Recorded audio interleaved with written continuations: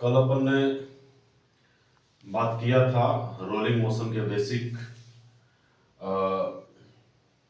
जो पॉइंट्स थे उस पर अपन ने बात किया था। उसमें हमने ये भी जाना था कि जो रोलिंग मोशन होता है वो एक कंबाइंड मोशन होता है। हाँ, लेकिन कंबाइंड मोशन उसको तब बोलेंगे जब हमारा क्रॉस सेक्शन जो है वो सर्कुलर होगा। कहने का मतलब कि अगर कोई रॉड अगर कंबाइंड मोशन परफॉर्म कर रहा है तो उसको रोलिंग नहीं बोलेंगे। जबकि अगर कोई डिस्क हो गया, कोई रिंग हो गया, कोई स्फीयर हो गया, कोई सिलेंडर हो गया, इस तरह की ऑब्जेक्ट्स अगर कंबाइंड मोशन परफॉर्म करता है तब इसको रोलिंग के कैटेगरी में रखेंगे। सीधा सीधा कहने का ये मतलब हुआ कि अगर आप रोलिंग का अगर हम डेफिनेशन लिखते हैं रोलिंग का तो कुछ ये होगा। आपको हो सके तो आप लिख लेना, a combined motion is said to be a combined motion is said to be rolling when their cross section will be circular जब उसका क्रॉस सेक्शन कैसा होगा, सर्कुलर होगा, है ना। कहने का मतलब कि अगर कोई रॉड अगर कंबाइंड मोशन परफॉर्म कर रहा है तो दिस इज नॉट रोलिंग, ये रोलिंग नहीं है ना। रोलिंग कब होगा, जब कोई डिस्क हो गया या कोई सिलेंडर हो गया या कोई स्फीयर हो गया, इस तरह की चीजें अगर कंबाइंड मोशन परफॉर्म करती है तब ऐसे कंबाइंड मोशन को रोलिंग मोशन बोलेंगे, है ना, रोलिंग मोशन बोलेंगे। चलो, बहुत बढ़िया। अब आगे अपन बढ़ते हैं। आपसे हम एक बात पूछते हैं, क्या रोलिंग मोशन को हम ऐसे ट्रीट कर सकते हैं कि it is the superposition of two motions, it is the superposition of translational motion and rotational motion, it is the combination of translational motion and rotational motion. क्यों? क्योंकि अगर हम इसको सेपरेटली अगर हम देखते हैं तो इसको दो पार्ट में हम कैटेगराइज कर सकते हैं। दो पार्ट में हम इसको कैटेगराइज कैसे कर सकते हैं, वो जरा इधर देखो, किधर, वो जरा इधर देखो कि अगर मान लो कि इसको हम दो पार्ट में जो कैटेगराइज करने जा रहे हैं, इसको जो हम दो पार्ट में कैटेगराइज करने जा रहे हैं, ध्यान से देखना जरा, यहाँ पे दो पार्ट में कैटेगराइज करने जा रहे हैं तो ये इसको कुछ इस तरीके से हम कैटेगराइज करेंगे। इसको हम इधर हमारा वी नॉट होगा, इधर हमारा ओमेगा नॉट होगा, है ना। अभी हम रोलिंग की बात कर रहे हैं। अभी आप एक बच्चा जो है कमेंट कर रहा है सर प्योर रोलिंग क्या होता है। अभी प्योर रोलिंग पे अपन नहीं आ रहे हैं, अभी रोलिंग समझो फिर आते हैं प्योर रोलिंग पे। तो इसको दो पार्ट में कैसे कैटेगराइज करोगे जरा समझना। एक तो हुआ कि इसको प्योर ट्रांसलेशनल ट्रीट करो, है ना, प्योर ट्रांसलेशनल मोशन, ये हुआ। अब प्योर ट्रांसलेशनल मोशन में क्या होता है, सारे पार्टिकल का वेलोसिटी एक पर्टिकुलर टाइम पे कांस्टेंट होता है, सेम होता है, हमेशा सेम हो ऐसा नहीं हो सकता है, ऐसा हो भी सकता है नहीं भी हो सकता है, लेकिन ऐसा हमेशा हो ये कोई जरूरी नहीं है। प्योर ट्रांसलेशनल मोशन तब कहेंगे जब किसी पर्टिकुलर टाइम पे सारे पॉइंट्स का वेलोसिटी सेम हो, सारे पॉइंट्स का वेलोसिटी सेम हो। तो ये हुआ। तो अगर हमारा ये प्योर ट्रांसलेशनल मोशन है तो इसमें सारे पार्टिकल का वेलोसिटी v नॉट होगा, है ना। सारे पार्टिकल का वेलोसिटी कितना होगा, v नॉट होगा, सारे पार्टिकल का वेलोसिटी v नॉट होगा। अब जरा इधर देखते हैं। अब इसको दूसरा वाला जो करने जा रहे हैं वो है तुम्हारा प्योर रोटेशनल मोशन। ये इसको जो ब्रेक किए अपन प्योर रोटेशनल मोशन। अब प्योर रोटेशनल मोशन में हम वी नॉट को नहीं कंसीडर करेंगे, ओमेगा नॉट को कंसीडर करेंगे। तो ये जो तुम्हारा ओमेगा नॉट है, अब इस केस में आप इसको समझो कि सारे पार्टिकल सर्कुलर मोशन परफॉर्म करेगा। इस केस में क्या था कि सारे particle all the particles perform linear motion, है ना। all the particle perform linear motion, but in this case all the particle all the particle perform circular motion, all the particle perform circular motion। ये जब जब हम rotational की बात करेंगे तो सारे पार्टिकल सर्कुलर मोशन परफॉर्म करेगा, जब हम ट्रांसलेशनल की बात करेंगे तो सारे पार्टिकल लिनियर मोशन परफॉर्म करेगा। अब आप सर्कुलर मोशन में आपको एक चीज पढ़ाए हैं कि v बराबर जो होता है वो ओमेगा आर होता है। v बराबर क्या होता है? ओमेगा इंटू आर होता है ना, जहां आर रेडियस होता है, हालांकि इस पे कल हम बात किए थे, आर रेडियस होता है। तो अब जरा गौर करो कि यहां वाला पार्टिकल जो कि मान लेते हैं पॉइंट P है ना, नाम दे देते हैं, चलो यहाँ वाला पार्टिकल का नाम P हो गया, यहाँ वाले पार्टिकल का नाम Q हो गया, यहाँ वाले पार्टिकल का नाम S हो गया। R नहीं ले सकते क्योंकि R जो है हमारा रेडियस है, और कंट्राडिक्शन और कंफ्यूजन आ जाएगा। ये P हो गया, यहाँ वाले पॉइंट को Q बोल दिए, यहाँ वाले पॉइंट को S बोल दिए। अब इसमें जरा देखना कि अगर हम सिर्फ प्योर रोटेशनल की बात करें तो ये वाला पॉइंट्स ऊपर भागेगा, है ना, कितना से? तो ओमेगा नॉट इंटू आर से, क्योंकि ये दूरी कितना है? आर। ये और वेलोसिटी टेंजेंट की तरफ होता है, आपको मालूम है। ये वाला पॉइंट्स किधर भागेगा? तो आप इसको ये सेंटर पे जब आप बैठ के देखोगे तो ये पार्टिकल उधर भागता हुआ नजर आएगा, ये वाला इधर भागता हुआ नजर आएगा, यहाँ वाला पार्टिकल नीचे भागता हुआ नजर आएगा। तो ये वाला पार्टिकल इधर की तरफ भागेगा, कितना से? Omega not into R. ये वाला पार्टिकल इधर की तरफ भागेगा, कितना से? Omega not into R. Clear? अब जरा अच्छा यहां पर देखो तो इस केस में ये वाला पार्टिकल का वेलोसिटी कितना होगा? तो v नॉट होगा, क्योंकि ये तो हम ट्रांसलेशनल मोशन है हमारा। ट्रांसलेशनल मोशन में सारे पार्टिकल का वेलोसिटी सेम होता है। अब इसको जरा आओ समझते हैं कि vp बराबर क्या होगा। vp बराबर, यहां तो इंडिविजुअल चेक किए थे ना, अब इसको जोड़ देंगे। जब ये दोनों मोशन को हम जोड़ देंगे तो कंबाइंड मोशन बन जाएगा। क्या बन जाएगा? Combined motion. और चूंकि यहाँ पे क्रॉस सेक्शन सर्कुलर है, इसलिए कंबाइंड मोशन रोलिंग के कैटेगरी में आ जाएगा। तो अब यहां से vp जरा देखना, तो अगर सिर्फ ट्रांसलेशनल मोशन होता तो हमारा vp v नॉट होता, राइटवर्ड्स, प्लस अगर अब इसको भूल जाओ, अब इस पे आते हैं, अगर सिर्फ रोटेशनल मोशन होता तो vp ओमेगा नॉट आर होता, ये भी राइटवर्ड ही है, तो ओमेगा नॉट आर होता, किधर की तरफ? राइटवर्ड्स। तो यहाँ डायरेक्शन बदलने की जरूरत नहीं है, सीधा लिख देना v not plus omega not R. इसलिए डायरेक्शन नहीं बदले क्योंकि डायरेक्शन यहाँ सबका सेम है। अब आते हैं vq। vq क्या होता? vq, तो vq बराबर तुम्हारा हो जाएगा, अगर सिर्फ इसकी बात करें, ये ट्रांसलेशनल की अगर हम बात करते तो vq v नॉट ही होता, किधर? राइटवर्ड्स, प्लस अब इसकी अगर हम बात करते तो vq ओमेगा नॉट आर होता, पीछे की तरफ, ओमेगा नॉट आर पीछे की तरफ। अब यहां डायरेक्शन एक रिवर्स कर दो, इसी का डायरेक्शन पलट दो, तो ये चूंकि उधर है, जब इसको राइट करेंगे तो निगेटिव हो जाएगा, तो v not minus omega not R, rightwards. उसी तरह अगर हम s की बात करें, vs की बात करें, तो अगर ये होता तो vs राइटवर्ड होता, v नॉट राइटवर्ड, और अगर ये होता तो ये ऊपर जाता, ओमेगा नॉट आर से ऊपर जाता। तो यहाँ पे तो आप सीधे सीधे नहीं जोड़ सकते हो, है ना, क्योंकि डायरेक्शन सेम नहीं है। तो यहाँ पे क्या करोगे? ये डायरेक्शन प्लस ये डायरेक्शन, तो हमारा नेट डायरेक्शन ये हो गया, दैट इज योर vs, है ना।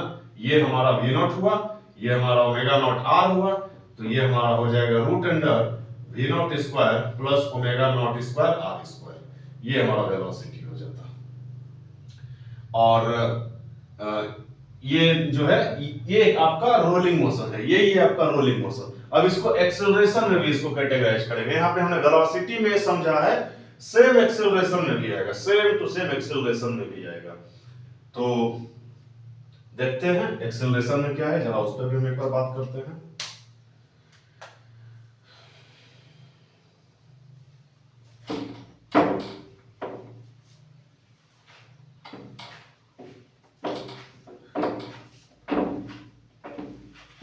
अब जरा एक्सेलरेशन वाला केस समझते हैं। एक्सेलरेशन वाला केस क्या है? एक्सेलरेशन वाला केस क्या है कि मान लो कि ये इधर जा रहा है ए नॉट से और इधर घूम रहा है अल्फा नॉट से, है ना। अल्फा मतलब एंगुलर एक्सेलरेशन, ए मतलब लीनियर एक्सेलरेशन। फिर से वही पार्ट करो जी, वैसे ही इसको तोड़ो, है ना, वैसे ही तोड़ना है। तो मान लो इसको वही दो पार्ट, एक ट्रांसलेशनल में ब्रेक करो और एक रोटेशनल में ब्रेक करो, तो ये हमारा हो गया, तो ट्रांसलेशनल वाला हो गया। अब आप जानते हो कि ट्रांसलेशनल की जब बात करेंगे तो सारे पार्टिकल का एक्सेलरेशन सेम होगा, है ना। तो सारे पार्टिकल का जब एक्सेलरेशन सेम होगा तो हर कोई इधर a नोट से ही जाएगा, हर एक पार्टिकल इधर a नोट से ही जाएगा, ये भी पार्टिकल भी इधर a नोट से ही जाएगा, हर पार्टिकल, इसमें इनफाइनाइट पार्टिकल्स है, सारे पार्टिकल का एक्सेलरेशन a नोट होगा। ये हो गया आपका pure translational motion, pure translational motion. और आप जानते हो कि ट्रांसलेशनल मोशन में सारे पार्टिकल का वेलोसिटी सेम होता है, एक्सेलरेशन भी सेम होता है। अब इसका दूसरा वाला हिस्सा जो है आपका, वो अल्फा को कंसीडर करते हुए चलेंगे, है ना, अल्फा को कंसीडर करते हुए चलेंगे। तो अगर ये अल्फा नॉट है, ध्यान से देखना जरा, अगर ये अल्फा नॉट है और मान लो कि चूंकि ये स्टार्ट हुआ है ना, ये t बराबर 0 पर का सिचुएशन है, t बराबर 0 पर का, तो अगर ये स्टार्ट हुआ है अल्फा नॉट से तो एंगुलर वेलोसिटी 0 होगा। तो जरा बताना कि यहां पर ये वाला पार्टिकल का एक्सेलरेशन इधर होगा कितना, अल्फा नॉट r, ये वाला पार्टिकल का एक्सेलरेशन किधर होगा, इधर होगा, अल्फा नॉट r, क्योंकि ये r डिस्टेंस है, ये r डिस्टेंस है। ये वाला पार्टिकल का एक्सेलरेशन किधर होगा, ऊपर होगा, अल्फा नॉट r। ये वाला पार्टिकल का एक्सेलरेशन किधर होगा, नीचे होगा, अल्फा नॉट r, है ना। और ये आपका हो गया pure translational, sorry pure rotational, pure rotational motion, pure rotational motion. और चूंकि आप जानते हो कि a बराबर क्या होता है, अल्फा r होता है, a बराबर क्या होता है, अल्फा r होता है, जहां अल्फा जो होता है वो एंगुलर एक्सेलरेशन होता है और r जो है वो रेडियस होता है। अब वैसे ही करो, ये पॉइंट्स हमारा p हो गया, ये पॉइंट्स हमारा q हो गया, ये पॉइंट्स हमारा s हो गया, वही पॉइंट हमारा यहाँ पे p है, q है और ये s है। तो जरा बोलो कि vs बराबर क्या होगा। तो अगर सिर्फ ये वाला मोशन हो रहा होता तो हमारा vs कितना होता, a नोट होता, है ना, a नोट होता, किधर की तरफ, राइटवर्ड्स। अब इसको भूल करके इस पे आते हैं, अगर सिर्फ रोटेशनल मोशन हो रहा होता तो vs किधर होता, ऊपर होता, कितना, अल्फा नॉट r होता, अल्फा नॉट r, किधर की तरफ, ऊपर की तरफ। तो यहाँ पे वेक्टोरियल सम करेंगे तो ये और एक ये अल्फा नॉट r हुआ, ठीक वैसे जैसे अपन ने पीछे वाला v नॉट और ओमेगा नॉट में किया था। तो ये आपका as, सॉरी यहाँ उल्टा लिख दिया, ये as है, ये है ना, vs लिख दिया। तो यहां से as बराबर क्या हो जाएगा, as बराबर रूट अंडर a नॉट का square plus alpha not square r square, ये हो गया। उसी तरह अगर हम AP की बात करें, AP, तो AP की बात करें तो अगर हमारा मोशन सिर्फ ट्रांसलेशनल होता तो AP कितना होता, इधर a नॉट से जाता, a नॉट से जाता। और अगर हमारा सिर्फ ये वाला मोशन होता तो ये इधर कितना जाता, अल्फा नॉट r से जाता। तो ये अल्फा नॉट r हो गया इधर की तरफ, तो नेट क्या हो गया, a not plus alpha not r इधर की तरफ। अगर हमारा एक Q की बात करें, Q वाले पॉइंट्स की बात करें, तो अगर सिर्फ हमारा ये वाला मोशन होता तो Q इधर होता, a नॉट, है ना, a नॉट होता। और अगर इसकी बात करें तो ये पीछे की तरफ होता, तो कितना होता, अल्फा नॉट r होता, पीछे की तरफ। अब इसका डायरेक्शन रिवर्ट कर दो तो a not minus alpha not r, है ना, ये इधर की तरफ हो गया, ये हमारा निकल गया, ये हमारा एक्सेलरेशन। तो हमने एक चीज देखा, हम एक चीज हम समझ पा रहे हैं कि जो हमारा रोलिंग मोशन है, rolling motion is just like the combination of translational motion and translational motion and rotational motion. एक ट्रांसलेशनल मोशन भी होगा और रोटेशनल मोशन भी होगा, तो दोनों को अलग अलग करके, दोनों का अलग अलग वेलोसिटी निकाल के दोनों को जोड़ देंगे तो हमारा वो रोलिंग मोशन का वेलोसिटी निकल जाएगा। या फिर इससे पहले भी अपन कर चुके हैं, क्या कर चुके हैं, जैसे अगर हमको वहां AP निकालना रहता था तो AP बराबर क्या लिखते थे, APCM प्लस AC, मतलब पहले सेंटर ऑफ मास के रिस्पेक्ट में P पॉइंट का वेलोसिटी और फिर सेंटर ऑफ मास का एक्सेलरेशन ग्राउंड के रिस्पेक्ट में। हालांकि जब सेंटर ऑफ मास के रिस्पेक्ट में जब हम जाते हैं तो सारे पार्टिकल सर्कुलर मोशन परफॉर्म करता है, ठीक है, ये तो समझ गए हैं। तो ये था हमारा रोलिंग का ये बेसिक स्ट्रक्चर, ये है, ये दैट दिस इज रोलिंग, ये है आपका रोलिंग, है ना। ये हमने एक्सेलरेशन के पार्ट में भी देखा, इसको वेलोसिटी के पार्ट में भी देखा। अब इस पे आते हैं कितने तरह का जो इसका जो कितने भाग में इसको कैटेगराइज किया गया है, जरा उस पे आते हैं। चलो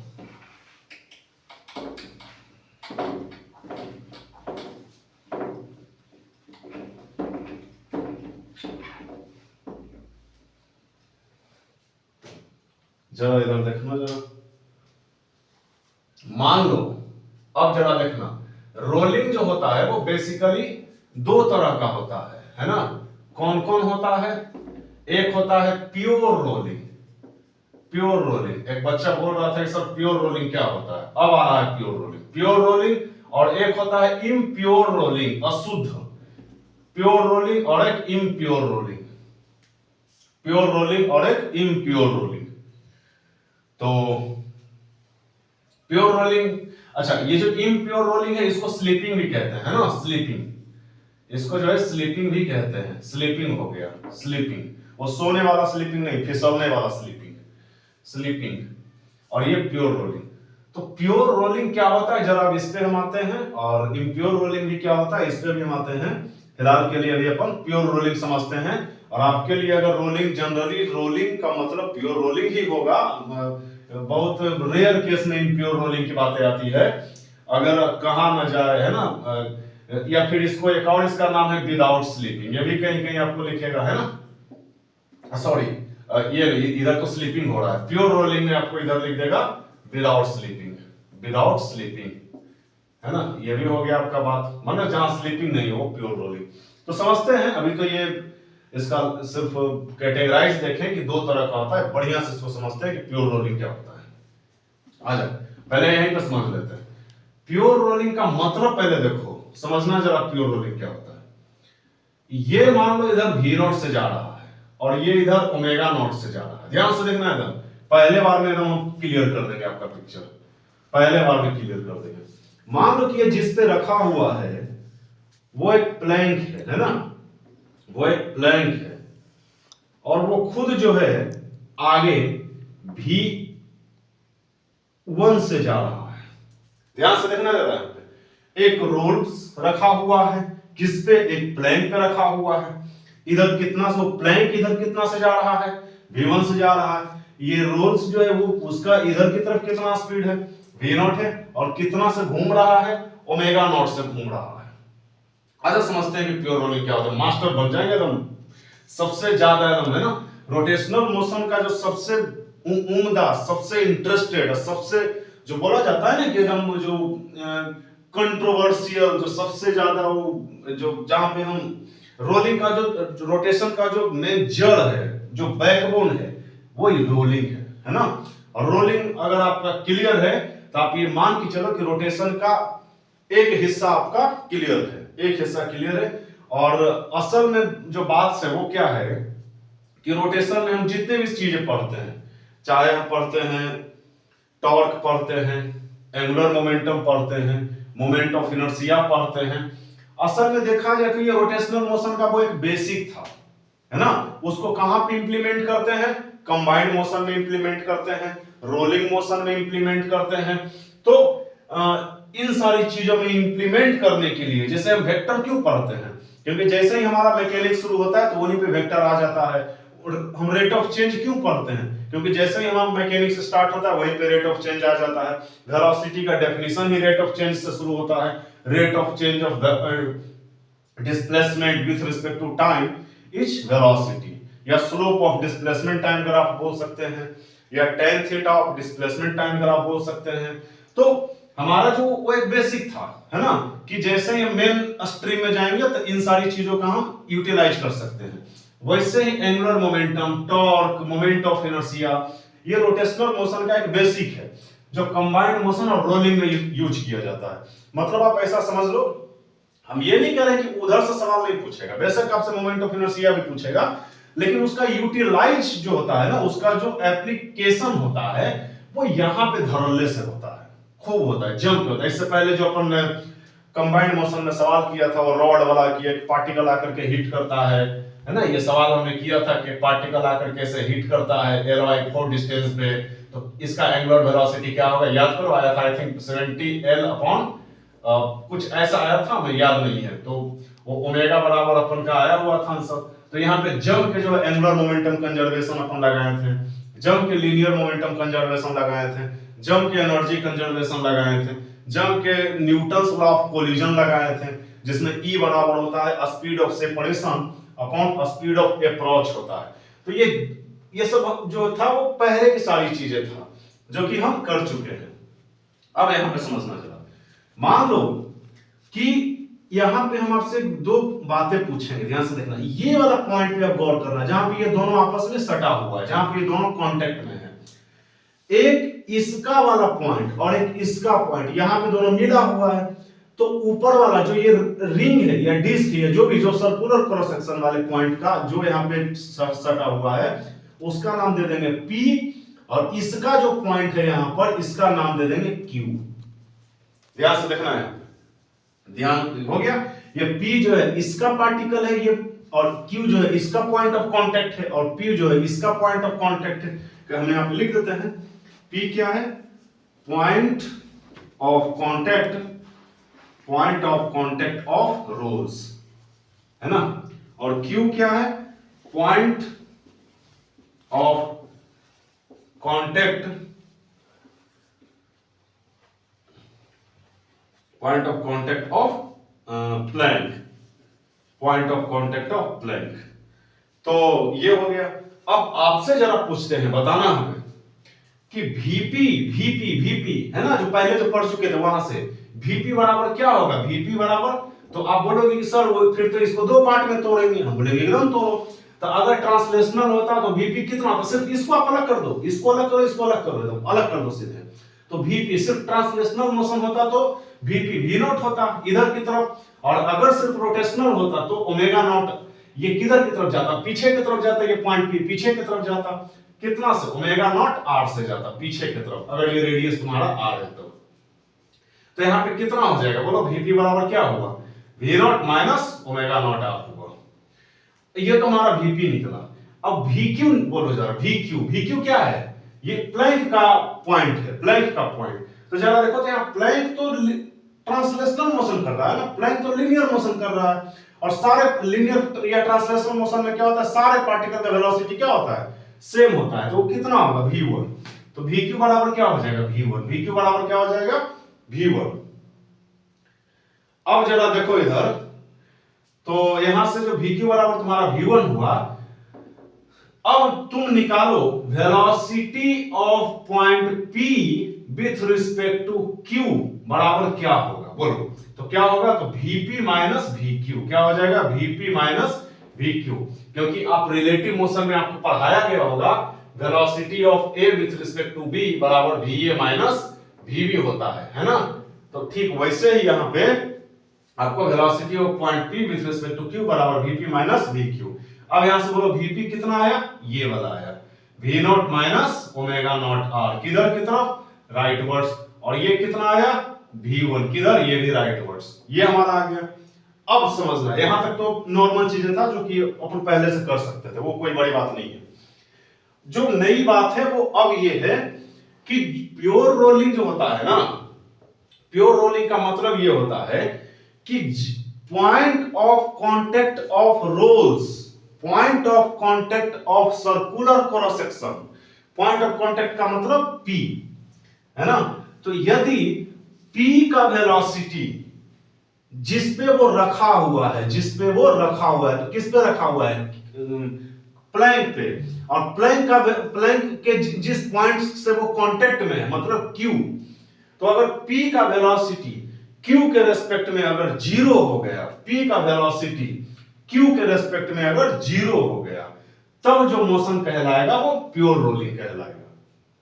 कहने का मतलब कि if velocity of point of contact with respect to surface, with respect to surface on which it rolls, यहां पे चलो लिख देते हैं, यहां पे लिख देते हैं velocity of point of contact, velocity of point of contact with respect to surface, WRT का मतलब with respect to surface on which it rolls, on which it rolls will be zero, will be zero.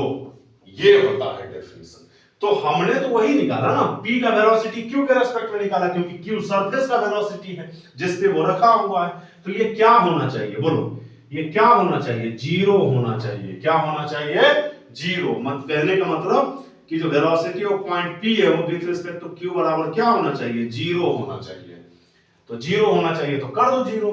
तो क्या हो गया बोलो, यहां से क्या हो गया, तो यहां से हमारा जो है V0 minus omega not R और प्लस V1 बराबर जीरो। तो बोलो यहां से V0 प्लस V1 बराबर क्या हो गया, ओमेगा नॉट R। ये जो तुम्हारा बॉक्स आया है, this is condition over which there will be pure rolling.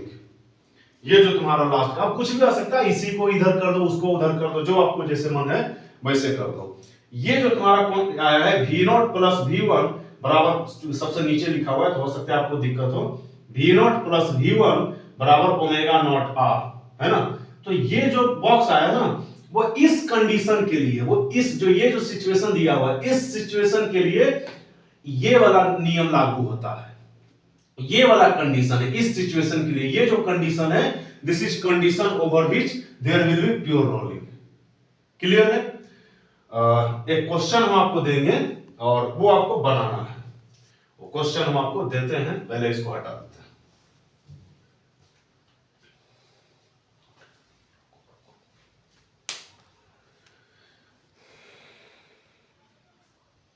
चलो आप जरा ये वाला क्वेश्चन जरा बताना, तो ये वाला क्वेश्चन ईमानदारी से बनाना है ना। देखो दो चीजें होता है बाबू, आप नीट और जेई जैसे प्रतिष्ठित एग्जाम की आप तैयारी कर रहे हो, तो यहाँ पे आपके अंदर लॉयलिटी होना बहुत जरूरी है।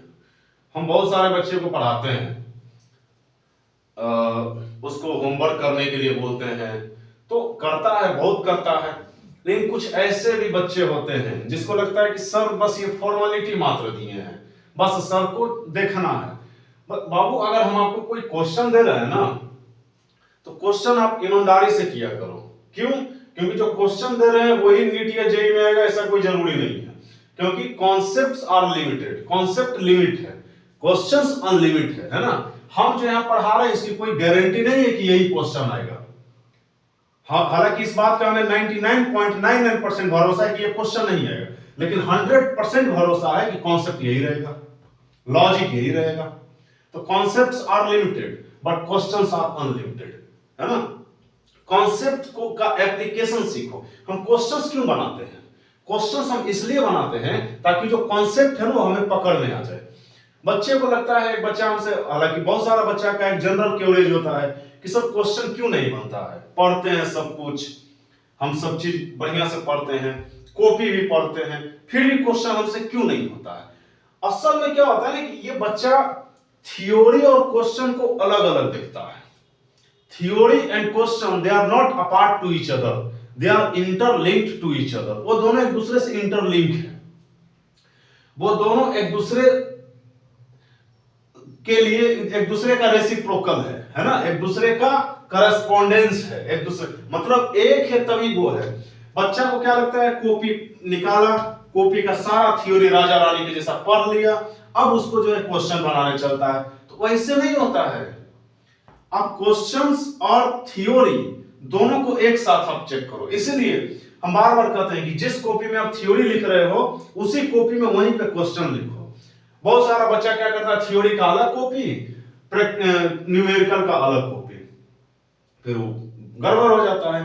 तो आप जब क्वेश्चन बनाते हो ना, तो इसका मतलब ही होता है कि आप थ्योरी सीख रहे हो, आप थ्योरी को समझ रहे हो। अब पहले आप सोचोगे थ्योरी समझ ले अब क्वेश्चन बनाए, ये तो गलत हो गया ना जी। क्वेश्चन हम बनाते इसलिए ताकि हमें थ्योरी समझ में आए। तो पहले थ्योरी से क्वेश्चन ही करना है। क्वेश्चन लो, पढ़ो, ट्राई करो, फिर पढ़ो, ट्राई करो, और एक दो बार ट्राई करो, पहला बार में क्वेश्चन नहीं बनता। ये सारे विद्यार्थी के लिए है ना। आपको लगता है कि पहला बार हम कोई क्वेश्चन उठाए वो हमसे सॉल्व हो जाए, ये थोड़ा सा अनवांटेड चीज है, ये पॉसिबल नहीं है। ये माने हो सकता है लेकिन ये पॉसिबल, जनरली ये पॉसिबल चीजें नहीं है। आपको रगड़म पट्टी करना पड़ेगा, दो चार बार आपको घिसना पड़ेगा, तब जाकर के होगा। लेकिन हाँ, ये जो चीजें है ये आप मात्र किसी भी चैप्टर का 10 से 15 क्वेश्चन में अगर आप ये चीजें रिपीट करते हो, 10-15 क्वेश्चन जो स्टार्टिंग का होता है उस पे आप बखूबी समय दो, हो सकता है कि रोटेशनल मोशन में जब हम रोलिंग पढ़ा रहे हैं तो पहला ही क्वेश्चन आपसे नहीं बने, जब हम बताएंगे तो आप पछताओगे सर ये तो काफी आसान था। तो इसका ये मतलब हुआ ना कि आप उस पे समय नहीं दे पा रहे हो क्वेश्चन पे। आप क्वेश्चन देख रहे हो, क्वेश्चन पढ़ रहे हो और आपको लग रहा है कि हम बना देंगे, तो लग रहा है बना देंगे और बना देना अलग अलग बातें हैं। आप कॉपी में लो, बनाओ, नहीं बन रहा है पढ़ो कॉपी तुरंत आओ, पढ़ो कॉपी तुरंत आओ, 2-4 बार आप ऐसे रिपीट करो और ये 10 क्वेश्चन के साथ करो एटलीस्ट। 11वां क्वेश्चन में आपके अंदर एक कॉन्फिडेंस आएगा कि हम बना सकते हैं। जैसे जो टीचर्स होता है अमूमन हम हैं या जो जितने भी सारे देश में टीचर्स हैं, कोई भी क्वेश्चन आप जो क्वेश्चन हमसे पूछते हो, क्या हमें मालूम था कि वो क्वेश्चन आप हमसे पूछ रहे हो? क्या ऐसा जरूरी है कि वो क्वेश्चन जो आप हमसे पूछ रहे हो कभी हम बनाए होंगे? हो सकता है नहीं बनाए होंगे, क्योंकि हमने बोला है कि जो कॉन्सेप्ट होता है वो लिमिटेड होता है, क्वेश्चन तो अनलिमिटेड हो सकता है, कहीं से भी कुछ भी पूछ सकता है। तो जब आप हमसे क्वेश्चन पूछते हो तो आपको भी कॉन्फिडेंस होता है ना कि हम बता देंगे, और हमें भी कॉन्फिडेंस होता है कि हम बता देंगे। क्यों? क्योंकि हमने एक अच्छा खासा प्रैक्टिस कर लिया होता है, हमने एक अच्छा खासा प्रैक्टिस किया है। तो जब प्रैक्टिस कर लोगे ना तो आपके अंदर वो एक विल पावर आ जाएगा, आपके अंदर वो एक कॉन्फिडेंस आ जाएगा कि हम अब क्वेश्चंस कर सकते हैं। तो प्रैक्टिस इंपॉर्टेंट होता है, प्रैक्टिस से दूर नहीं भागना। प्रैक्टिस का मतलब बार बार रगड़ो पट्टी, बार बार उस पे एकदम रगड़ो घिसो, ये होता है प्रैक्टिस। तो आ जाओ एक क्वेश्चन जरा बनाना, और ईमानदारी रहना है ना, ये मत सोचना कि सर देख नहीं रहे हैं क्या मतलब है, बाद में बोल देंगे हाँ सर हम भी बनाए हैं, क्योंकि सॉल्यूशन हमें मिल ही जाएगा। एक जरा बनाना कि अगर ये इधर v नॉट से जा रहा है और ये इधर ओमेगा नॉट से जा रहा है, ध्यान से ये इधर ओमेगा नॉट से जा रहा है, और एक प्लैंक है ये इधर v1 से जा रहा है। बोलो यहाँ पे राइट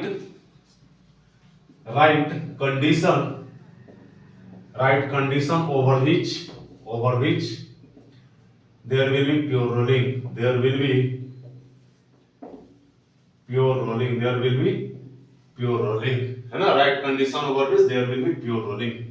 तो आ जाओ समझते हैं जरा देखना, वही काम करते हैं ना, ये पॉइंट P या पॉइंट Q, VP निकालो। तो VP जरा निकालो तो उससे पहले एक चीज बताना, इसको जरा अलग करो। देखो तो इधर ही तुम्हारा V नॉट है और ऐसे घूम रहा है, ऐसे है ना, ऐसे एंटी क्लॉकवाइज। तो कायदे से देखो तो ये पार्टिकल उधर ही जाता हुआ नजर आएगा तुमको। तो एक और इधर हो जाएगा तुम्हारा ओमेगा नॉट R, है ना। तो ये तो तुम्हारा P था, तो बोलो VP बराबर क्या आ गया? V not plus omega not R। और ये जो तुम्हारा प्लैंक है, तो प्लैंक वाले पॉइंट का हम पॉइंट ऑफ कांटेक्ट जो हमने Q माना था वो इधर V1 से जा रहा है। तो बोलो यहाँ से VQ बराबर क्या हो जाएगा? V1। अब हमारा कंडीशन क्या है कि VPQ 0 होना चाहिए, है ना। तो VPQ 0 मतलब VP माइनस VQ बराबर 0। तो क्या आ जाएगा? VP कितना है? वो है V not plus omega not R, ये हो गया तुम्हारा VP जो कि इधर की तरफ है, और प्लस माइनस V1 जो कि इधर की तरफ है, ये 0 होना चाहिए। तो हो गया ना V not plus omega not R बराबर V1। ये कंडीशन बन गया तुम्हारा। This is the condition, this is आपका आंसर है, ये आपका कंडीशन है। एक क्वेश्चन जरा आप बनाना, इसको हम इधर की तरफ V1 कर देते हैं। लो ये क्वेश्चन जरा बनाना, और फिलहाल के लिए यहीं पे लेक्चर को रोकते हैं, और इसका नेक्स्ट पार्ट वो जो है वो अलग वीडियोज में आएगा, क्योंकि ज्यादा वो एक बार में वो आ नहीं पाता है, ये वाला भी थोड़ा, तो इसलिए हम पार्ट वाइज पार्ट ही करेंगे थोड़ा थोड़ा। हाँ, नेक्स्ट पार्ट में हम और काफी दूर पे जा चुके हैं, और वो आपको तो वेट करना ही नहीं है, वो आप ये तब तक पढ़ोगे तब तक वो नेक्स्ट पार्ट आपके लिए तैयार रहेगा। चलो थैंक यू।